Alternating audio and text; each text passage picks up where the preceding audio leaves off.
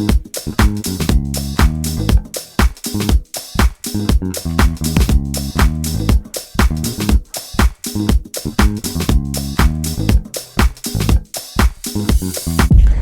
to Everything House Music and More, and my special guest today, he's legendary, y'all. I can say he also started it all. He's one of the true pioneers of house music. We have Chip E. Chip E, what's going on, brother? What's happening, Mo? How you doing, man? Beautiful to have you here. I appreciate you doing this, man, so much. It's my pleasure. I know it's taken a long time. I got to give a shout out to Charles Horton because he told me, he's like, yeah, my man Mo wants you to do the interview. I'm like, I know he does, but I don't know, man. He's like, man, you really need to do it. And I was like, well, let me call him up. And this is about 9, 10 o'clock at night on the weekends. And I'm like, let me give him a call.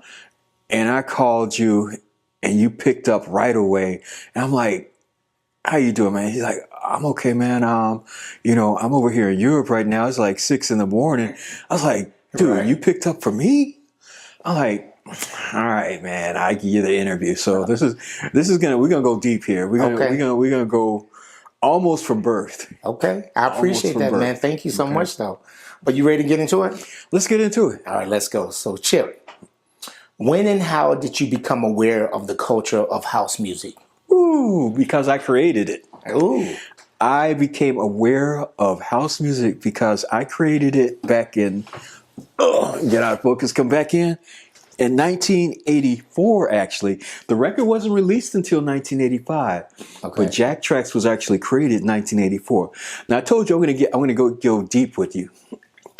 So a lot of people think, wow, Chip just, worked at Imports, jumped on, The thing is, my mother, Emma Young, she worked in advertising. She worked at Leo Burnett back in the 70s and 80s. Okay. So with that, she was always hanging with the cool people, okay? So I was in love with Donna Summers, and disco when I was like 9 and 10 years old. As a matter of fact, I was going to the disco clubs in 1974 and 1975, okay?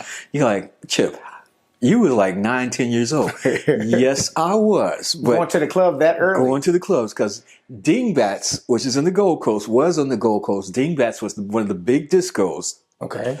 On the weekends, they had a kiddie disco.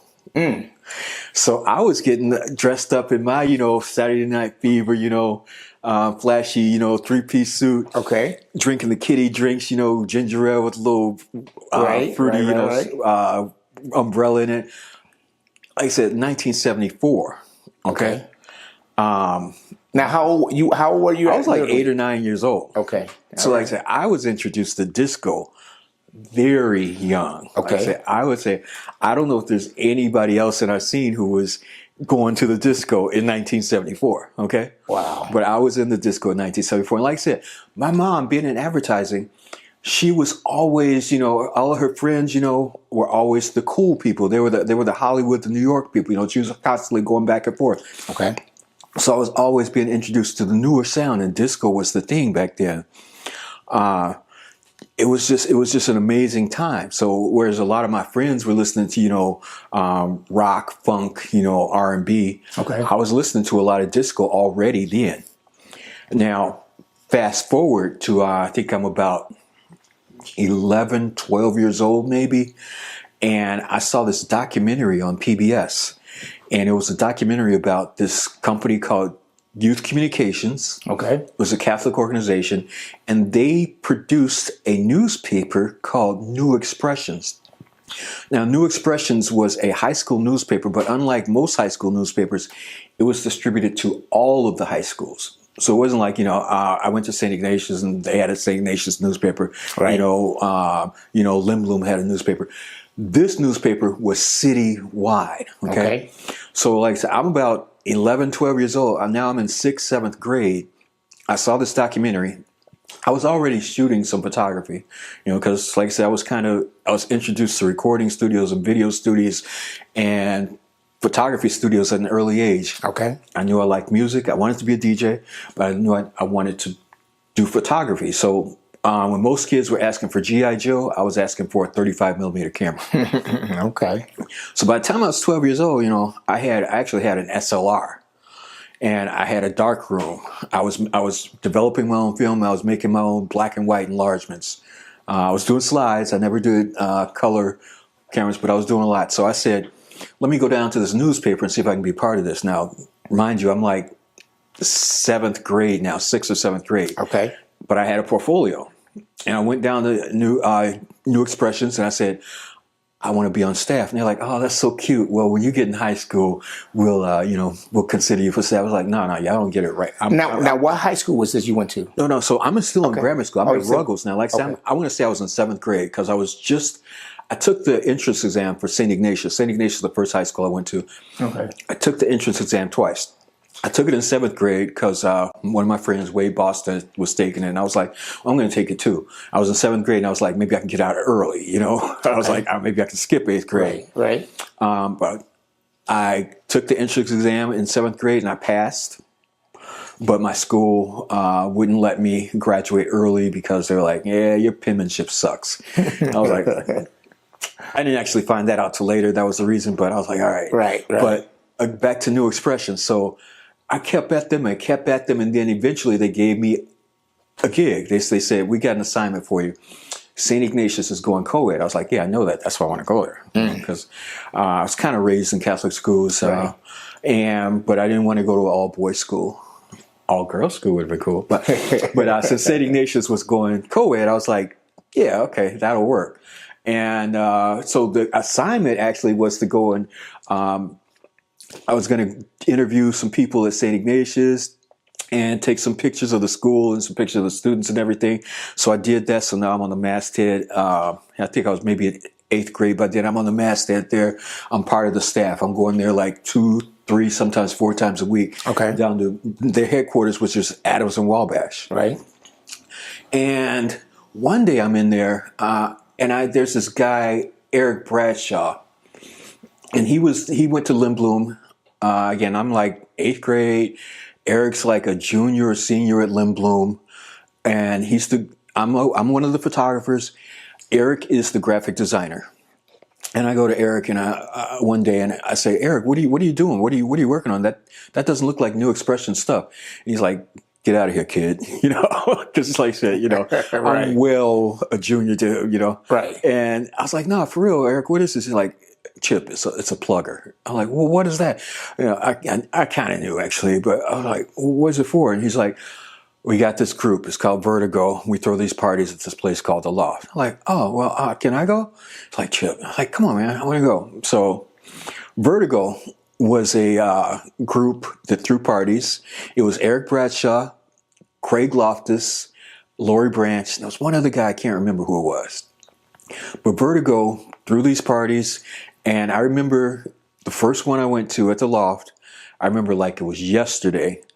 I went in, we walked up these stairs. I think it was yesterday. It was 17th in Michigan, I think it was. Okay.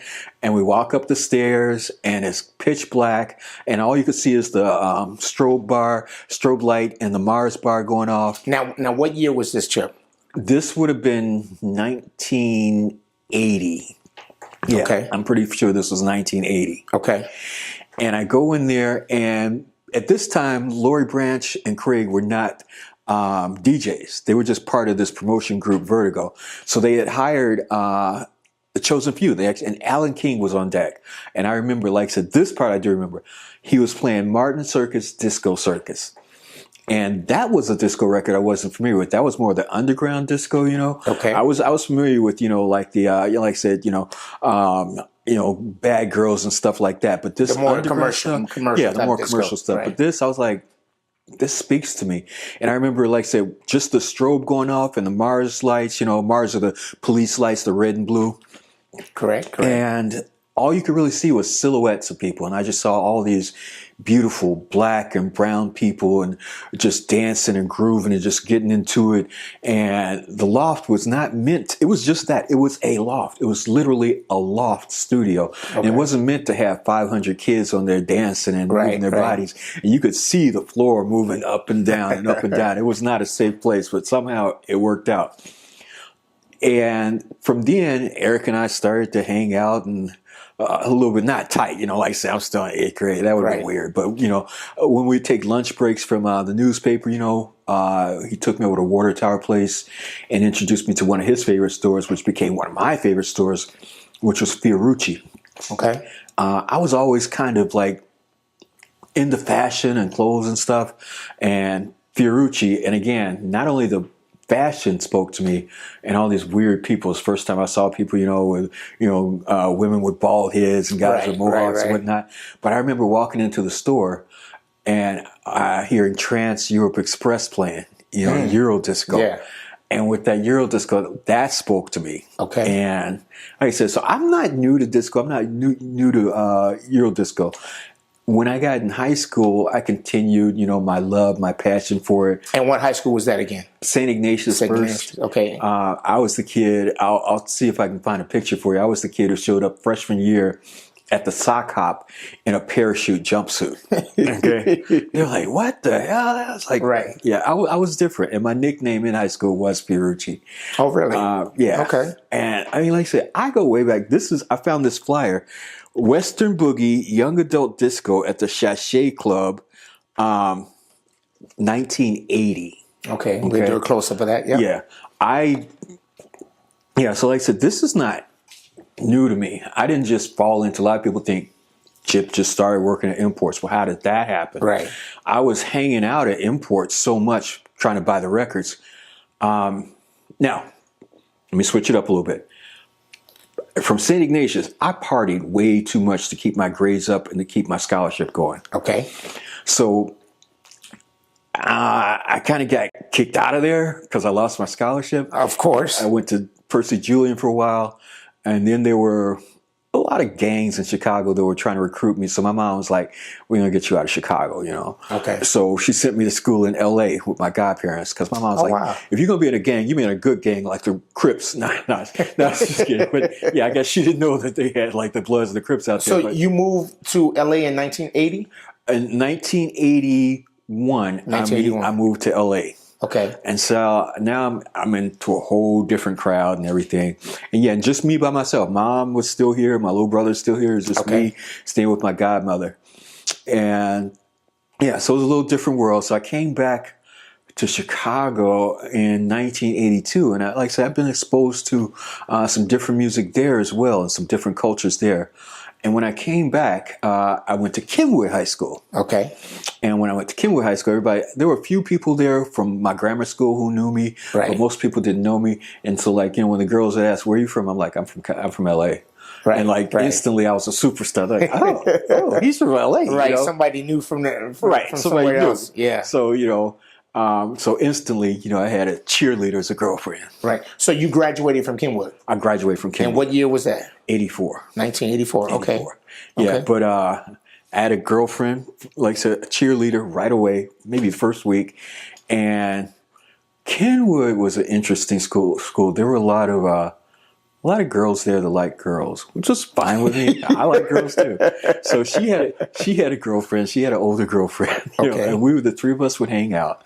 And her older girlfriend, she'd already graduated. She went to the warehouse. And she would back in 84. Back in 82. She was young then. Yeah, so like I said, 82, I'm at Kenwood. My cheerleader girlfriend's girlfriend was in college. Okay. And she was going to the warehouse and she was telling us about this stuff. Also at the same time, I had hair. I used to have hair. And because of my mother's contacts in the industry, I was going down on Rush Street to get my hair cut. And, why can't I remember his name? Now, were you DJing at this time also, or that came later? I was trying to DJ. And I'll tell you, in 82, I really couldn't mix milk with cereal. Okay. But I had all the cuts. Right. I had all the cuts. So whenever my friends would practice DJing, they want me to come by because I had all the cuts. And they let me on later, but they never really told me, that I sounded like gym shoes in a washing machine. Right. So since you had the records, what was like the first record you purchased at that time? So Do you remember? I remember Julie, I can't remember her last name. Julie got us into the warehouse about 82-ish. Okay. And this is the real warehouse, not the one where Frankie played. I'm saying it is the one where Frank played, not the one that Rocky and them started. Back in the 90s, This was right. the original warehouse. I was there, I think, a total of On 3 Jefferson. times. Yeah, on Jefferson, a total of 3 times. And I remember I went in there the first time, and the record I heard playing was Sylvester, Don't Stop. And it had this wicked breakdown. And I just loved that. Right. And I was like, where do I get this? I can't find this in my local record store. And Julie's like, there's this place called Imports, Etc. And I went to, where is it? I still got the card. I went to Imports, Etc. And I bought 2 copies of it because I wanted to extend that break. Okay. I wanted to extend that break. And like I said, so those were kind of the rare cuts that I had. That's what we called them back in the day. And so I was popular with my friends, not because I was a good DJ, but just because I had all the cuts, right? So who were your DJ influence at that time? And then who taught you to DJ? There was a guy at Imports who I'm not gonna say his name just because he's a weirdo, he's a creep, he's a predator, and I'm just gonna leave it at that. But he was a guy at Imports he had Frankie's old SL 1100 turntables, and he gave me the honest truth on my mixes. He said, I gave him one of my tapes. This is before I worked at Imports, I think. And I was like, what'd you think? He's like, it's a hot mess. I'm like, oh. He's like, but I can teach you. So I went by his place, and he taught me how to beat match, and he taught me how to segue. And from then I was like, cool. Now I know what this mixing thing is. Right. Charles Matlock. Okay. Charles Matlock. He taught DJing at Columbia College. Okay. I taught there as well. I taught video stuff. Now, what year was this now? No. So I'm just mentioning Charles because Charles had a great way of explaining beat matching to his students. He said it's kind of like cars on an off ramp. You got to match the speed so that everything flows. Right. If one car is going too slow, one car is going too fast, it's going to be an accident. Yeah. Everybody's got to keep the same rhythm, the same speed, the same tempo, the same BPM. So that's what DJing is. Just for people who may not be DJs and who, may not understand what is beat matching. Right. Beat matching is taking 2 songs, maybe one that's 120 beats per minute and a song that's 125 beats per minute, and finding a happy place where they can sync up and they can travel on that on-ramp together and get to the place where the party people need to be. Damn, Charles. I know.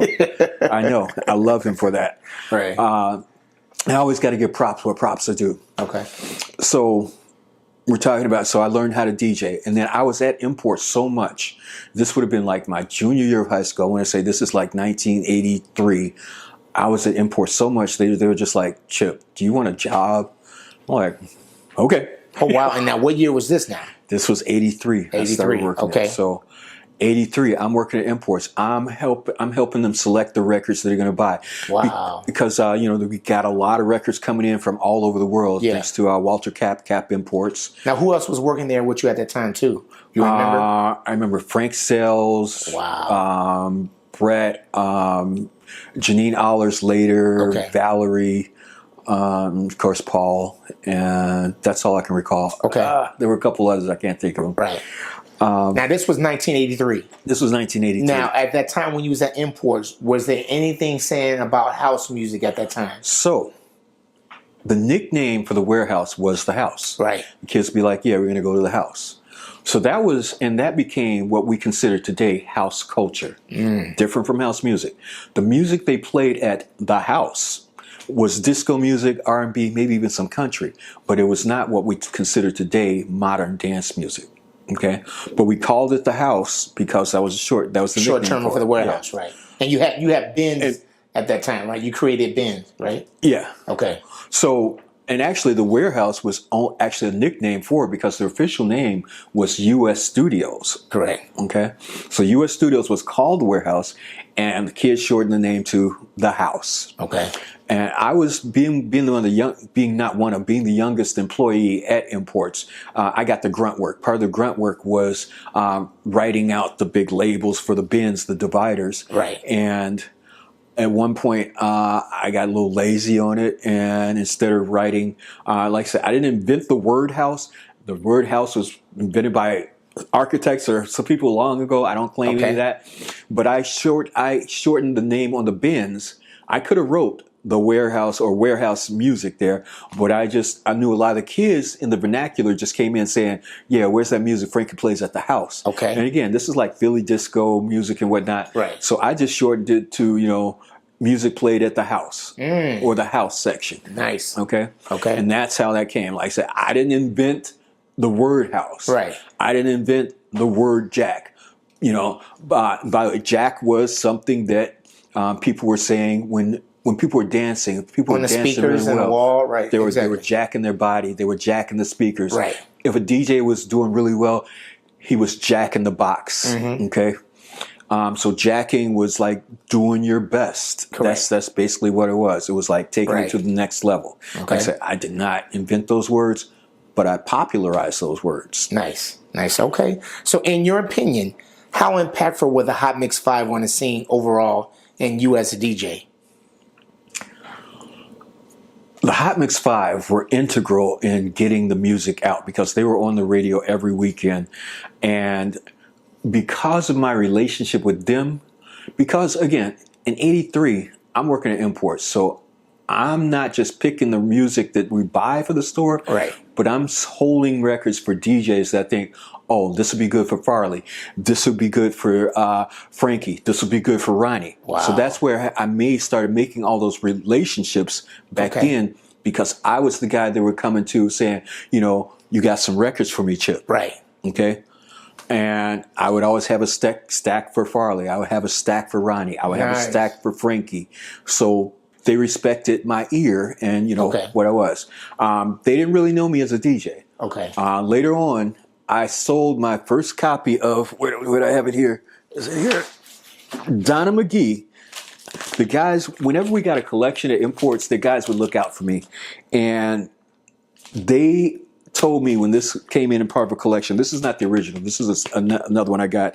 And Donna McGee signed it for me. Nice. But my first copy of it, it came in and I bought it, before it went to sale. Right. And then a couple weeks later, this young lady came in. She was in the military and she just returned from Japan. Okay. And she's like, I heard you got that Donna McGee record. I'm like, yeah, I do. She's like, I need that. I love that. I was like, well, no. She's like, look, I just got this reel-to-reel I just bought in Japan. How about we trade the reel-to-reel for the Donna McGee? I was like, what? Reel-to-reel? Quarter-inch reel-to-reel? Pioneer? Okay, I'll tell you what. Let me record this on the reel-to-reel first, and then it is yours. Right. And so that's how I got my first reel-to-reel. And so from that reel-to-reel, I started doing edits. All right, so this is now 84. Okay. I'm going to Columbia College. I'm taking marketing. I'm taking art, and I'm taking music production, and I'm learning how to splice tape. Okay. So I was able to do it at school, and just like radio stuff, we'd splice it up. Right. But now I have my own reel. I remember I had to go to some expensive store downtown and bought this cutting block, and it was like $50 for a good cutting block. And you got your razor blade, you got your white marker. Yep. And I was able to do edits. I remember my first edit I did was First Choice Love Thing. Okay. I love the intro from that. And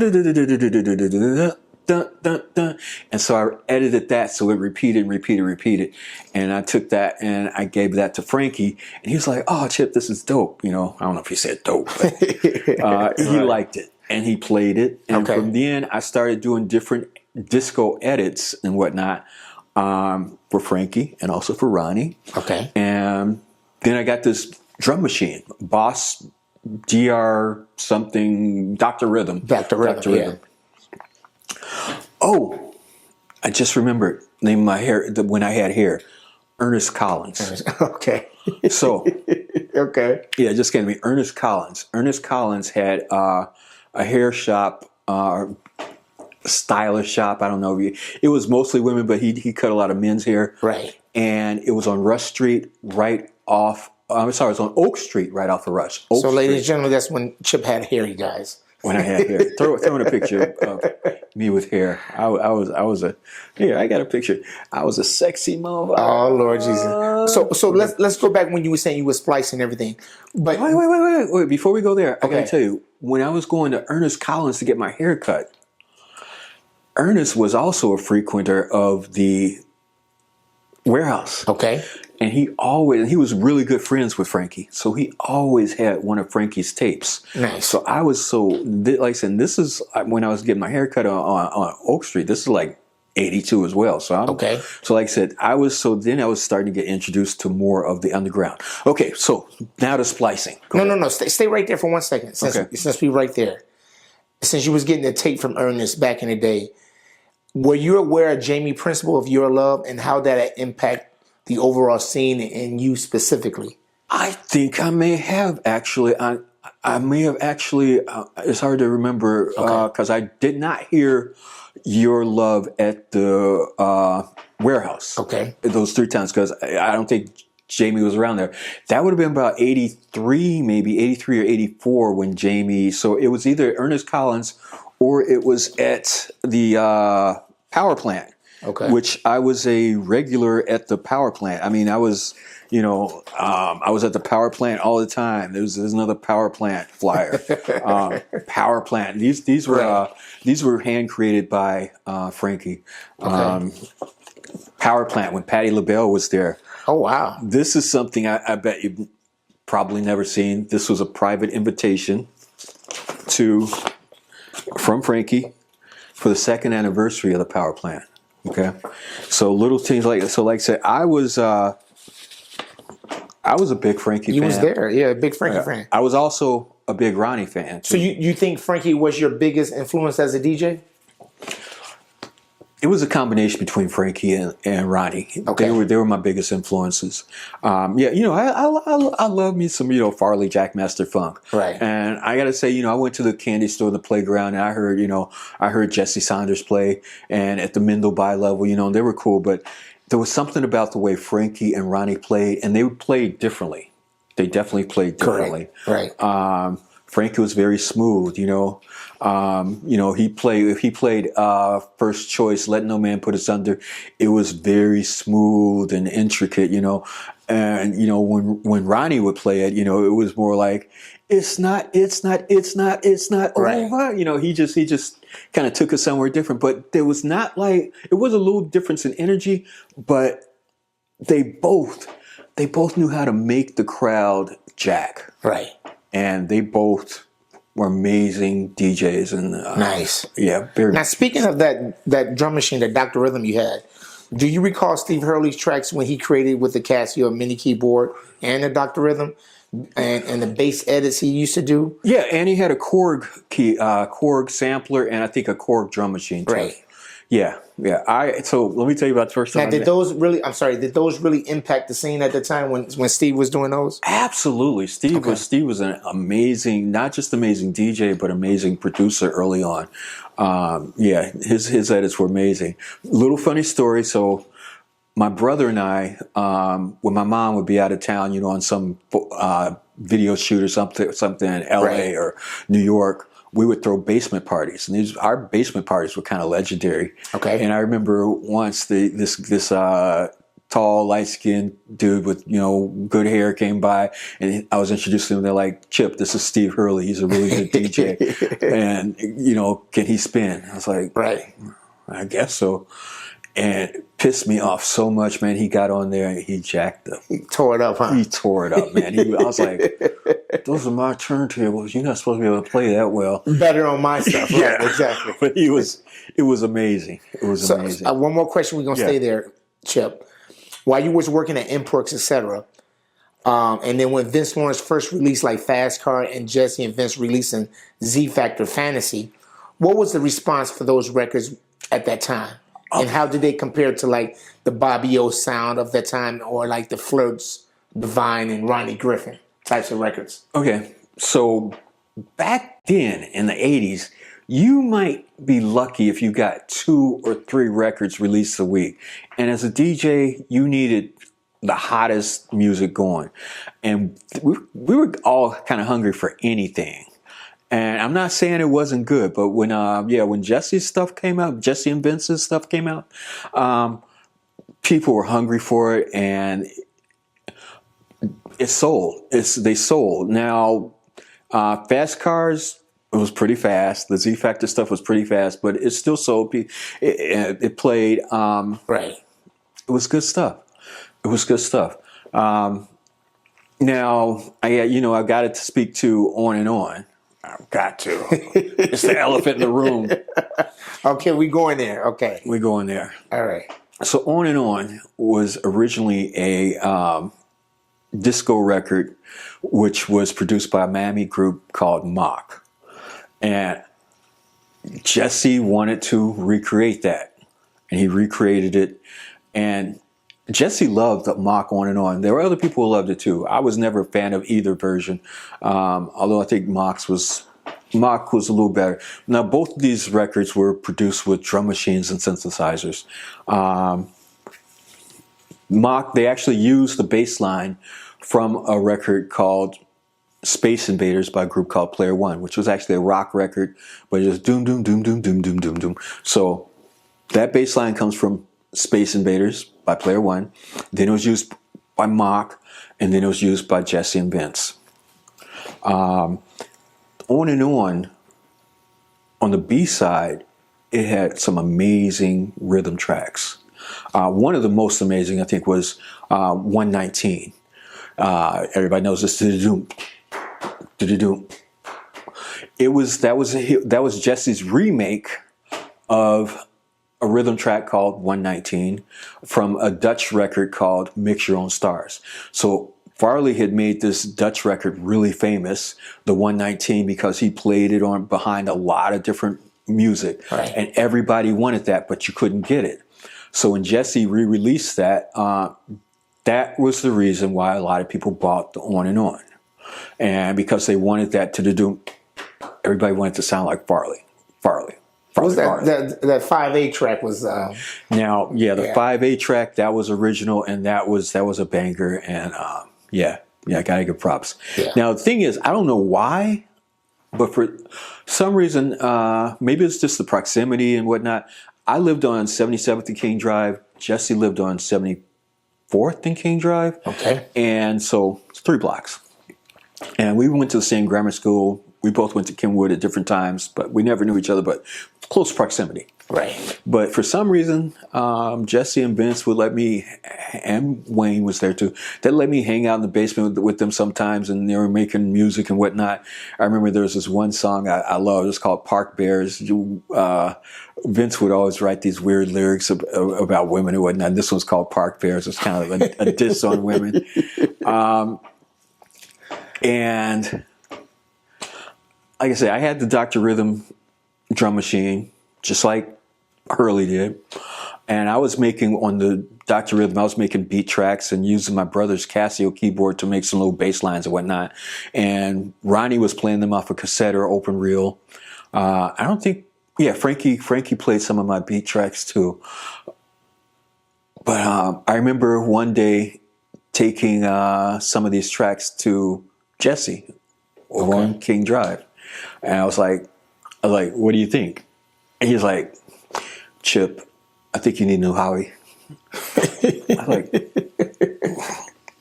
so that kind of energized me. I was like, all right, I'll show you. And I just kept at it. I mean, I knew they were good because Ronnie was playing, and I could see instantly how the crowd was reacting, Now, was On and On out then? I'm trying to think. Was On and On? I know I Am the DJ was out, and Fast Cars was out, which were not being played at the Warehouse, which were not being played at the Music Box. They were out, but I don't think On and On. No, On and On probably was not out then. Okay. But wait. Yes, it was, because because Jesse had the 808 On and On was out by then. Jesse had the 808. Speaking of the 808, so one day I went over to Jesse's house. Jesse wasn't there. Right. Vince was there. And I appreciate Vince for this forever. The world might not know of Chip E if it were not for Vince Lawrence. Okay. Vince showed me their new 808. Right. And Vince showed me how to program their 808. And Vince cleared their 808 and said, "Here, Chip, you can take it home for a while." I was like, I mean, it wasn't even his at that time. It was Jesse's, and he let me take it home. And now, is this the beginning of the Jack Tracks EP? this is the beginning of the Jack Tracks EP. Okay. So me and my kind of production partner at the time, Kurt Landrum. Kurt Landrum, yep. Kurt Landrum. We both went to Columbia, and we had just got our SL 1200 MK2 turntables, and we sold them so that we could get into the studio to work on the EP that we started working on, and that EP would be the Jack Tracks EP. So it was me, Kurt Landrum. We brought in who we thought the hottest DJ at the time for this underground music. Basically, we thought the hottest DJ at the time was Steve Hurley. Okay. Steve Hurley's sidekick was this guy Eric E.T. Taylor. Eric E.T. Taylor. So we were like, well, Steve's kind of doing his thing, so we're going to bring in the second best thing. We're going to bring in E.T. And then there was this guy who was a customer of mine at Imports, and he was also DJing at some big clubs like the Limelight and Smart Bar. His name was Joe Smooth. And Joe Smooth had this pre-production sampler called the Mirage, then Sonic sampling keyboard by Mirage. Right. Now, at the time, I had a little Boss sampling pedal. It was a pedal that was made for guitarists, so I don't know why guitarists would need a sampling pedal, but they made this sampling pedal, and it held about a half a second of sampling. So that's how I was able to do it's house, just with the pedal. Okay. But Joe had the keyboard, the sampling keyboard, which would do over a second, and that's how we were able to sample the Time to Jack on one key and another Jack Your Body on the other. Wow. Now, so that's Joe Smooth's that's Joe Smooth's voice. Wow. Pitched down an octave. Right. Because my voice had not changed yet. I probably sounded like this back then. But even Joe's voice was not as deep. So that is Joe Smooth's voice. Right. Moved down, pitched down one octave. Right. And that's how we got that. And it was just magic. I remember the first time it was played, there was a club on Rush Street called the Mars Bar. Okay. And I had my acetate. I think Farley had heard the stuff on cassette tape and on reel. But, back then, not a lot of people were DJing, right. especially live. They were DJing with vinyl. The only people who were DJing with reel-to-reel and cassette were like Frankie. Frankie would kill it with a reel-to-reel, but he wasn't mixing then. Ronnie, cassette deck, reel-to-reel, anything. So I brought my acetate to Farley at the Mars Bar. Oh, wow. And like I say, what year was this? This was 1984. Okay. And he had already heard it before, so he queued it up on the headphones and he slammed it in. And all of a sudden, the kids on the floor, and they just heard their boom, boom, boom, boom, boom, boom, boom, boom. Time to Jack. Right. And they lost it. Wow. Because before that, nobody was making mixes like that. Seriously, nobody was making the type of breakdowns we did on Jack Tracks. Nobody had ever thought about starting off a record with just a kick drum. And when they heard that kick drum, because it was the breakdown. Usually you heard the kick drum maybe solo, maybe towards the middle of the record in the break where the DJs would mix out, right. But never in the intro like that. And so when they heard that, and then they heard Time to Jack, because kids were already used to, like I said, they were in the vernacular, they were saying, oh, he's jacking the box, you jacking your body. Right. So when they heard Time to Jack, they were like, oh my God, this is speaking to me, this is it. Yeah. Now, I didn't do that accidentally, make it that. I knew that it was going to be a term that would resonate. Like I said, I'm going to Columbia. I'm doing music production. I'm doing marketing. Right. I'm learning how to sell to people. it was a conscious decision. I wasn't trying to remake something when I did Time to Jack. I wasn't trying to remake something when I did Its House. With Its House, I was telling people, I was making a definitive statement that this is a break from the new. This is house. It's house. It's house. It's house. Right. That's crazy. So Jack Pack Tracks EP is one of the building blocks that established the house music genre. How did you get that to vinyl from the acetate? Because, a lot of people was very young at the time. So how did you all right, I'm going to press this up? So I was very fortunate. I'm still very fortunate to have a very loving mother who trusted my creativity and trusted me. Nice. And she loaned me her income tax return. And I found this plant, QCA Records, I think it was, in Ohio. And they would press the record for me. And so I think it was Phil Salter. He was an art director at Leo Burnett. And I think he designed the actual label and such. It's right. Not a huge design, but still is something. And it wasn't handwritten like a lot of labels were back then. It was actually typeset, right? Because he had access to all that stuff. They made the actual print ads for Coca-Cola, for McDonald's, for things like that. So I was able to get the high quality. This was considered a high quality label at the time, as opposed to like I said, a lot of things like tracks. All the track stuff was like handwritten. So stay there for a second. On that record label that you have right there. Yeah. It has House Records as the label name, correct? It has House Records as the label name, yeah. Right. And that's part of Farley, correct? So, yeah, me and Farley were supposed to do this together. This is the repress. Okay. We were supposed to do it together. Okay. And then we had some type of falling out, which house music is a family. Okay? House music is a family. I don't know if you know of any family where everybody loves everybody every day, all the time. Right. Families have spots where we don't like this uncle, we don't like this cousin, and that's the way house music is. So yeah, Farley and I fell out one time. I might be on the outs with somebody else now.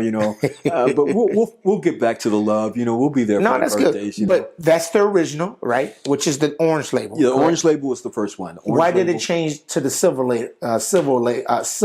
label afterwards?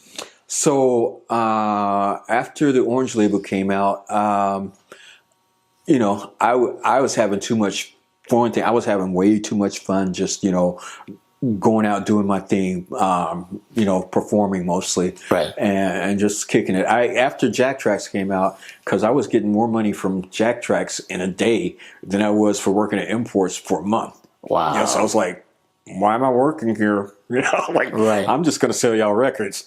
So you was doing all the distributing yourself? I was doing all the distributing myself. Okay. And it came to a point where I ran into this lady. I can't remember her name, but she was cute. And she told me she had a cousin who went to start a label and everything. Right. And everything. And I was like, okay, y'all want to give me some money and y'all can distribute it. And that's where it was the sound of Chicago, TSOC. And that was where the Gray label came from. So that's how it got to there. And then from there, I met Benji and Rocky and, Correct. And they had just released Steve Hurley's Music is the Key. Mm-hmm. And they were doing a great job of distributing that. And so they were like, we want to work with you. And that was where, so the first record I did with them was Like This. Wow. Which is probably, Like This is probably the first dance record with a 909. Right. I don't think you can find another one before it using a 909. Record-wise? Record-wise. I got to search for that, Chip. Yeah. Okay. That's crazy that you said that. So let's stay right there. During that time of Like This, you did a lot of collaboration with Liddell and Chubby. Rest in peace, Chubby, right? Rest in peace, Chubby. How did that all come together? So, Carl Bias. Carl Master Bias. C&J. Yeah, Master C&J. We were good friends. And one day he brought these kids by who were big fans of mine, Liddell Townsend and Chubby. And they came by, and Liddell and Chubby were killer on keyboards. Yeah. I was like, I could like peck and poke. I was really good with drum programming. Right. But, anything I could hum to them, they could play. Right. And I liked the song Moody, okay? And I asked Liddell, can you play that bass line? He's like, yeah. Dum, dum, dum, dum, dum. I'm like, it was like magical. It was like, Right. 6 keys. At the time, right? Right, 6 keys. But I was like, you just did that shit. You just did that. And so, we when I started performing my live shows with the Jack tracks, I would use them for some keys and stuff. And then, like I said, they were always hanging out in my mom's basement. And when I went to do Like This, I had Liddell lay down the bass line. And then he started just kind of freestyling with the strings. And I was like, damn, dude, that's dope. And that's where the strings came from. Yeah. But I think, Liddell used to tell me, he's like, man, I'd probably be in jail or dead without you, because Right. he lived in a rough neighborhood. Yeah, he did. 55th and Garfield. Yeah. And, we kind of made him a superstar, when we, because he didn't have a car or anything, and the studio's out in the suburbs. We sent a limo for him.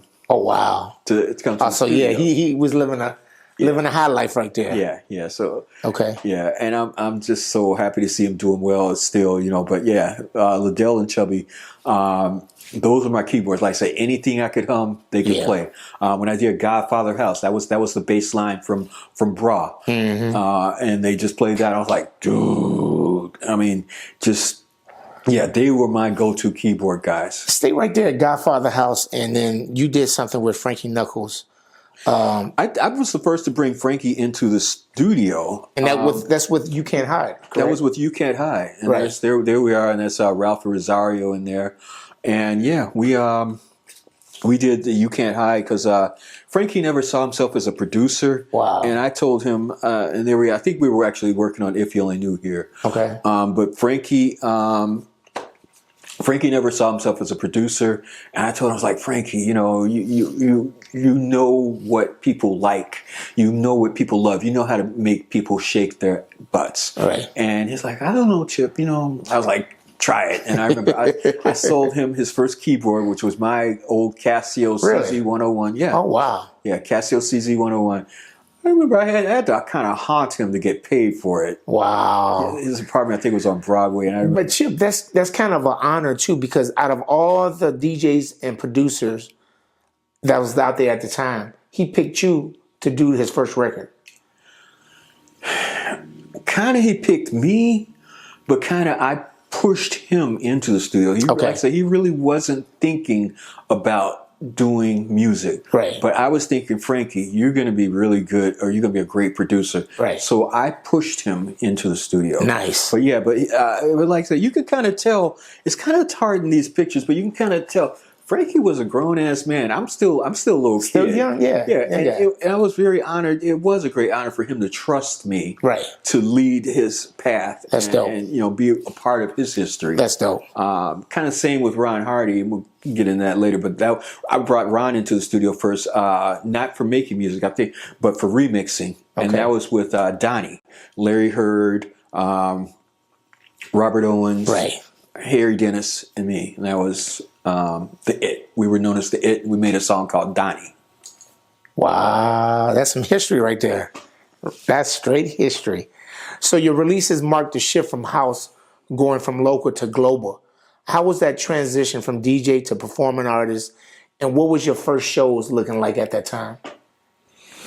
My first shows were, and again, this is like coming off the Jack tracks. So my first shows off the Jack tracks was kind of like me on the mic, time to Jack. I used. So you was doing show just saying time to Jack. That was it. I was actually using. Give me a second to pull this out. I'm gonna try not to make too much of a mess. This was a piece of equipment. This was my first piece of outboard gear, and this is what's known as a harmonizer. Yep. And this was sold to me by Joe Smooth. Oh, wow. Okay. And this allowed me to turn my voice into the Time to Jack voice. Oh, wow. So that allowed me to go several octaves lower. So when I talked to the microphone, it was Time to Jack. So you had to bring that everywhere you go. I had to bring this everywhere I went. Wow. And that's why I still got it to this day. I Wow. love this thing. And my first ever professional piece of outboard gear. Right. So my shows, I had the pretty girls in the neighborhood. They had on these silver jackets that said Time to Jack on it. Nice. And they would just dance with me. And then fast forward to Like This, I had a friend, I can remember her name, Sylvia Frazier. She went to Kenwood too. She was a couple years ahead of me. Okay. Sylvia Frazier and Karen Crawford. And they were 2 years ahead of me. And I remember Karen's boyfriend was this guy named Milo Moore. Okay. Milo Moore was the hottest DJ at Kenwood. Milo Moore was the guy that Jesse wanted to be. Milo Moore was amazing. So Milo was another influence of mine. But I remember, so Sylvia said to me, Chip, yeah, you got the jack tracks and everything, and, it's good, but you don't have any singing in it. Like, singing? Why would I need singing? She's like, well, it'll kind of take it to the next level if you got somebody singing. Like, wow, that's interesting. So, a friend from, wow, this goes way back. So, my mom, like I said, she worked at Lil Burnett, and there was this guy, Phil Salter, who my mom was the copywriter. Mm-hmm. Phil Salter was the art director. And Phil had this daughter, Kim Salter. And it ended up that me and Kim ended up going to high school together at Kenwood. Right. Kim was in the choir and everything. So I called up Kim and I was like, Kim, let's make a record. She's like, okay. So I'd already had like this. Frankie was already playing it. Ronnie was playing it. Everybody was playing it. Just the instrumental at the time. Right? Yeah, just the instrumental with the sample, like this, like this. Right. And that was also that. I think that was probably the first to do that. Not the sampling part, but I was triggering the sample off of the rim shot of the 909, which the 909 had a trigger out specifically from the rim shot. So it was the 909 trigger out into the pedal, and that's how we did. Like, what year was that? That would be 1985. 1985. Okay. Yeah. So I know nobody before that used the trigger out like that. I don't know if anybody ever used the trigger out. We did that too because we figured that out. Because I know Liddell helped me out with that. But I'm trying to see. So House Nation, all that stuff was after you. Okay. All right. Yeah. House Nation actually was stolen from me. We, Farley, this is true. Farley would have spies in the studio. Okay. And we had this song, and Liddell can confirm this. We had this song called House People. House People. Okay. House People. And somehow Farley just, I don't know, maybe it was just magically in the same realm.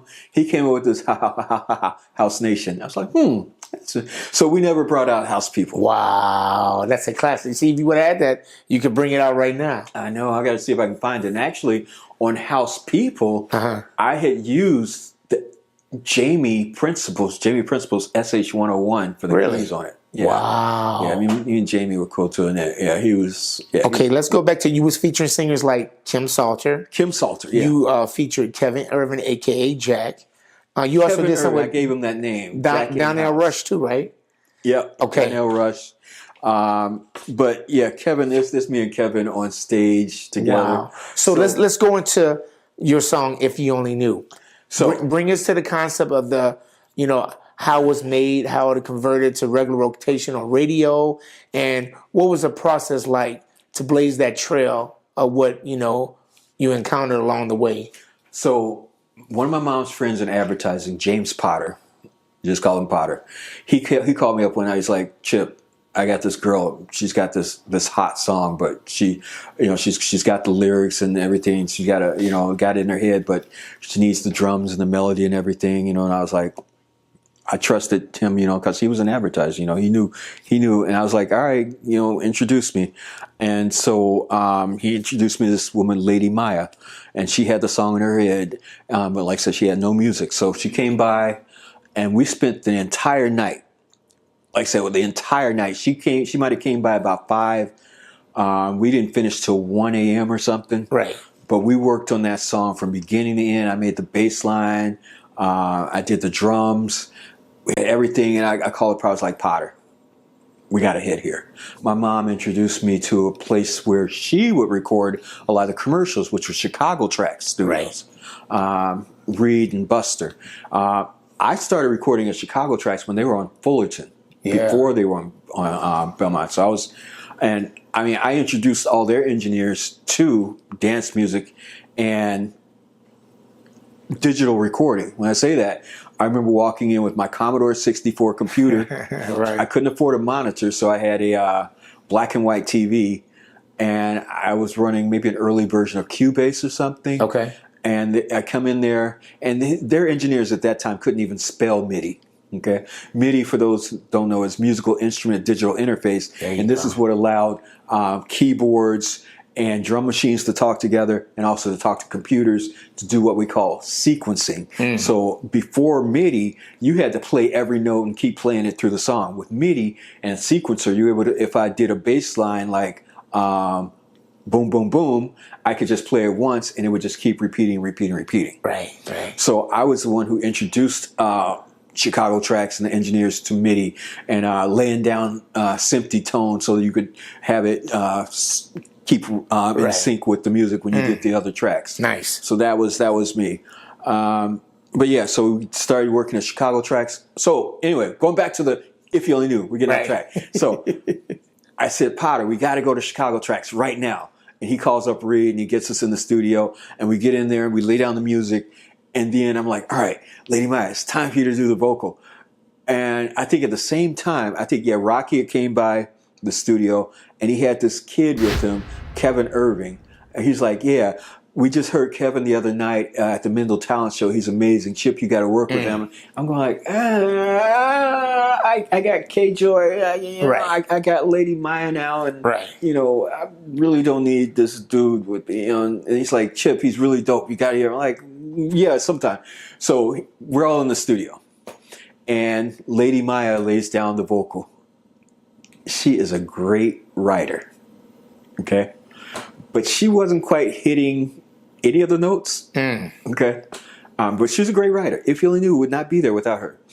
So I was like, all right, Kevin, go put down a guide track for her so she knows where she needs to be. Wow. And Kevin goes in, he puts down the guide track, and we're like, oh, yeah, so that's what a hit record sounds like. And even Lady Maya had to agree, yeah, he kind of did that. Wow. And so that's how If You Only Knew became. And then If You Only Knew, it had the house sound, but it had a story in it. It had the clean vocals. And then we were the first, I think, to kind of mix that syncopated hip hop beat along with the 4/4. And so it changed the direction. Now, I know you're asking, like, so yeah, it became a commercial release. It was today, I think, because some of these stations aren't around, but it was the only house record that was played on B96, because B96 actually was a CHR, a contemporary hit radio station, before they started playing If You Only Knew, and so did GCI and BMX. So it was on all three of the big stations in Chicago. Nice. And everybody's played kind of on BMX and GCI, but to be on B96, to break that commercial mold, and that was a huge record, brother. Yeah. And still to this day, my daughter, she says, who has an amazing bakery, Crumb Crusher Cupcakes in Oak Park, but she says, her customers and neighbors and friends, and they find out who I am, they're like, oh my God, If You Only Knew, I love that. And a lot of times when I play If You Only Knew here, I'm happy that everybody can sing along with it. Even the young kids, because their parents, were playing it until it's a classic, brother. It's straight classic. Till there was no vinyl left. So, Chip, as an early pioneer, you've seen house grow from the basement to a multi-billion-dollar industry. Why do you think house has such a battle of legitimacy, and why have its black originators been omitted from the current culture? Mainstream has always taken advantage of black music and black artists. That's from classical music to jazz to rock and roll. All these were created, yes, even classical music, all these were created originally by black musicians. The original man, you got to take, this is science. The original man comes from Africa, and it was a black man who first took a bone and a rock and started making rhythms, okay? But unfortunately, darker skinned people, the people who did all the work, were always looked down upon by the people who stayed in the shade, the lighter skinned people, okay? It was always kind of a class, and it was even the darker skinned people who are always in the sun doing the work, they kind of looked up to the lighter skinned people because they wanted to be in the shade. They wanted to sit down in the shade and have someone fan them. So the lighter skinned people always kind of had the majority of the power. They had the wealth. If you're in the shade, you've got money. And it's always been a case of the darker skinned people in the sun doing the work and the people in the shade getting the benefits of that work. That's deep. That's deep. So, Chip, what's next for Chip E? What's next for Chip E? I have no idea what's next because a lot of people don't know I do a lot more than music. I think you know that. Yes. I do a lot of video work. I used to be a police officer. I still help train government agents, military police. I don't know what I'm going to do next, but I know that I want to keep making music as long as I can hit a play button. And I'm going to keep doing my best to make people jack their bodies. Nice, nice. Chip, once again, man, I really appreciate this. I appreciate you taking your time out for this. I love you, brother. Like I say, I believe like you are a true pioneer because it wasn't for your music, a lot of people wouldn't be where they are right now. And I just want to honor you right now, man, give you flowers while you're here and just say thank you so much, man, for your contribution to house music, brother. And that's a wrap, brother. Thank you, Mo. Appreciate you. Peace out, brother.